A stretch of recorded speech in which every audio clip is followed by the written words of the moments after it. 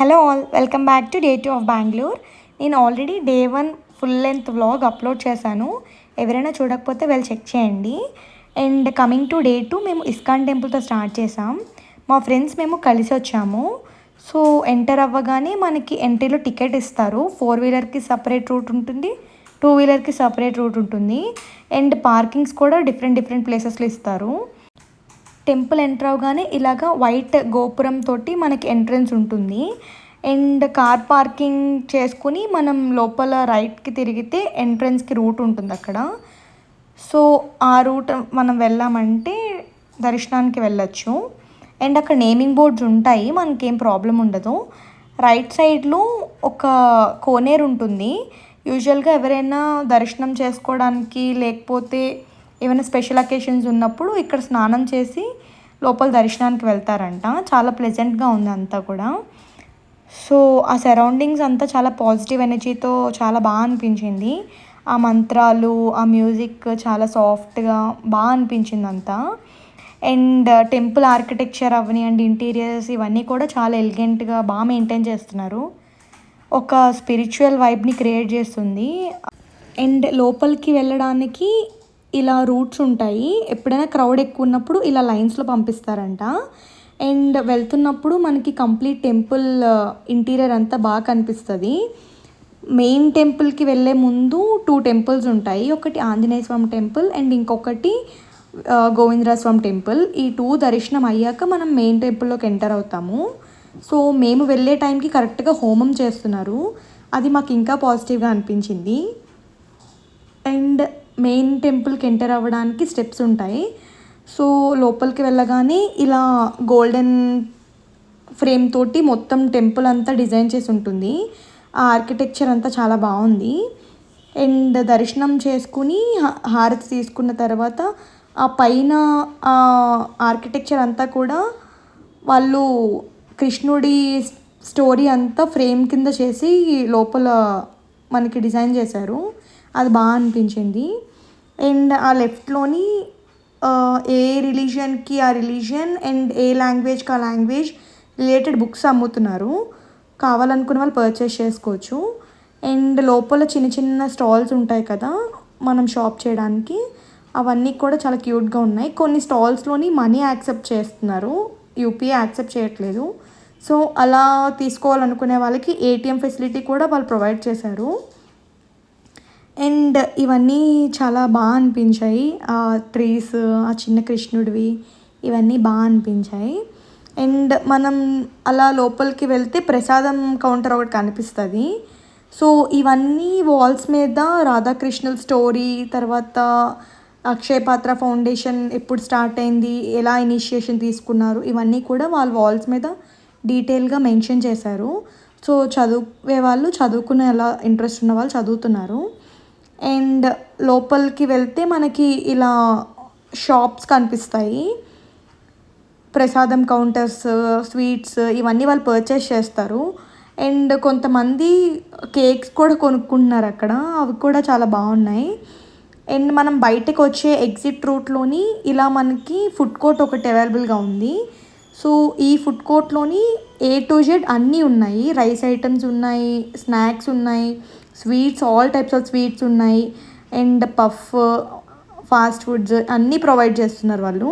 But ఏది free of cost కాదు, మనం పే చేయాలి. అన్ని టైప్స్ ఆఫ్ వెరైటీస్ ఉన్నాయని చూపిస్తున్నాను. అండ్ మేము ఇది కొనుక్కొని ప్రసాదం కదా అని కొంచెం తిని, ఈ మ్యాంగో రసగుల్లా అంట ఏదో కొత్తగా ఉందని ట్రై చేసాము. సేమ్ ఫ్రూటీలా ఉంది. టేస్ట్ వైజ్ అయితే ఫ్రూటీ టేస్టే వచ్చింది మాకు. అండ్ మేము ప్రసాదం తినేసి అలా బయటకి ఎగ్జిట్ అయిపోయాం. దాని తర్వాత ఎగ్జిట్ అయిన రూట్లోని మనకి ఇలా ఒక పాత్ కనిపిస్తుంది. ఇది అక్షయ పాత్ర ఫౌండేషన్ వాళ్ళు ఒక ఫ్రీ అన్న ప్రసాదం కేంద్రం కింద రన్ చేస్తారు, మనకి తిరుపతిలో ఉన్నట్టే. సో వెళ్ళే వాళ్ళు ఆ రూట్లో అలా ఆ బ్రిడ్జ్ మీద నుంచి వెళ్తే ఆ కేంద్రం ఎంట్రన్స్ ఉంటుంది. సో ఇది 2 floors బిల్డింగ్. వాళ్ళు ఫ్రీ ఫుడ్ రోజు ప్రొవైడ్ చేస్తారంట. ఇక్కడ టెంపుల్లోని ప్రొవైడ్ చేస్తారు. అండ్ ఆల్సో బయట స్టాల్స్కి, తర్వాత మిగిలిన టెంపుల్స్ ఇవన్నీ కూడా ఉంటాయి కదా, వాళ్ళకి కూడా వీళ్ళు సర్వ్ చేస్తారు. ఇది అక్షయ పాత్ర ఫౌండేషన్ కుకింగ్ స్పాట్. ఇక్కడ నుంచే మొత్తం బెంగళూరుకి వాళ్ళు పంపిస్తారంట. అండ్ మేము టెంపుల్ నుంచి టిఫిన్ చేయడానికి మేము సిరిదర్శినికి వెళ్ళాము. ఇవన్నీ నేను షార్ట్స్లో ఆల్రెడీ అప్లోడ్ చేశాను, ఎవరైనా చూడకపోతే చెక్ చేయండి. అక్కడ ఒక ఫన్నీ ఇన్సిడెంట్ జరిగింది, అది నేను షార్ట్లో చెప్పాను, చూడండి. అండ్ దాని తర్వాత నేను బ్రేక్ఫాస్ట్ టిఫిన్ ఆర్డర్ చేసుకుని బెంగళూరు ఫేమస్ కదా బిస్బిల్లాబాద్, ట్రై చేద్దామని చెప్పి తీసుకున్నాము. బాగుంది, మేము ఇంట్లో కూడా ట్రై చేద్దాం అనుకున్నాము. అలా బ్రేక్ఫాస్ట్ అంతా కంప్లీట్ చేసుకుని మేము ఇంటికి రిటర్న్ అయిపోయాం. అండ్ ఇంటికి ఎందుకు వెళ్దాం అనుకున్నామంటే, నేను శారీతో ఉన్నాను కదా, సో స్ట్రీట్ మార్కెట్కి అలా వెళ్తే బాగోదని చెప్పి కొంచెం ఫ్రెష్ అయ్యి డ్రెస్ చేంజ్ చేసుకుని వెళ్దాం అనుకున్నాం. సో దాని తర్వాత మేము 2 వీలర్ మీద వెళ్ళాము, ఎందుకంటే చాలా ట్రాఫిక్ అది ఉంటుంది కదా, సో మనం రీచ్ అవ్వలేమని చెప్పి మేము 2 వీలర్ తీసుకుని స్ట్రీట్ మార్కెట్కి అయితే స్టార్ట్ అయ్యాం. అండ్ ట్రాఫిక్ అయితే చాలా ఎక్కువే ఉంది. మేము ఉండే దగ్గర నుంచి స్ట్రీట్ మార్కెట్కి వెళ్ళడానికి నియర్లీ మాకు 1 అవర్ టైం పట్టింది. అండ్ అప్రాక్స్ 2:30 ఆ టైంకి రీచ్ అయ్యాము. సో మేము ఎక్స్ప్లోర్ చేసినవి అక్కడ చాలా షాప్స్ ఉన్నాయి, కాకపోతే బేసిక్గా అది కమర్షియల్ స్ట్రీట్ మార్కెట్ అని ఎందుకు వచ్చిందంటే, all types of huge and big brands అన్నీ కూడా ఒకటే ఏరియాలో మనకి కనిపిస్తాయి. సో కమర్షియల్ స్ట్రీట్ మార్కెట్ అని అందుకు వచ్చింది అది. అండ్ వాళ్ళకి కాంపిటీషన్గా వీళ్ళు స్ట్రీట్ మార్కెట్స్ అన్నీ డెవలప్ చేసి ప్రైజెస్ అన్నీ తక్కువకు పెట్టి అలా వీళ్ళు స్టార్ట్ చేశారు, అలా పాపులర్ అయింది అది. And coming to this clothing stores, కొన్ని షాప్స్ ఉన్నాయి, బాగున్నాయి కలెక్షన్ అంతా, బట్ ఎక్కడా కూడా వాళ్ళు చూపించే ప్రైజెస్కి వాళ్ళు చెప్పినంత బార్గెనింగ్స్కి ఏం సంబంధం ఉండదు. సేమ్ మాల్ ప్రైజెస్ ఎలా ఉంటాయో అక్కడ కూడా అలాగే చెప్పారు. కొన్ని స్టాల్స్ ఉన్నాయి కొంచెం బార్గెన్ అది చెయ్యొచ్చు, బయట 99 రూపీస్ అని చెప్పి కొన్ని బోర్డ్స్ అవి పెడతారు, కానీ లోపలికి వెళ్తే మనకు తెలుస్తుంది అవి 99 రూపీస్ కాదు, వాళ్ళు స్టార్టింగ్ ప్రైస్ 99 రూపీస్ అని పెట్టారు. అన్నీ ఫిక్స్డ్ కాస్టే అక్కడ, సో మనం బార్గెన్ చేయడానికి అంత స్కోప్ లేదు. అండ్ ఈ స్టోర్లోని ఏమంటారు కొరియన్వి ఇవన్నీ కూడా కలెక్షన్ చాలా బాగున్నాయి. ప్రైజెస్ కూడా 250, 350 నుండి స్టార్ట్ అయ్యాయి. ఈ స్టోర్లో బాగున్నాయి. నేను స్టోర్ నేమ్స్ అవి మెన్షన్ చేస్తాను, సైడ్ని చూడండి. అండ్ కార్డ్ సెట్స్ ఇవన్నీ కూడా 1000 రూపీస్ అలానే ఉన్నాయి, ఏం చీప్ ఏం కాదు. క్వాలిటీ వైజ్ అన్నీ బాగానే ఉన్నాయి, కలెక్షన్ అంతా బాగుంది.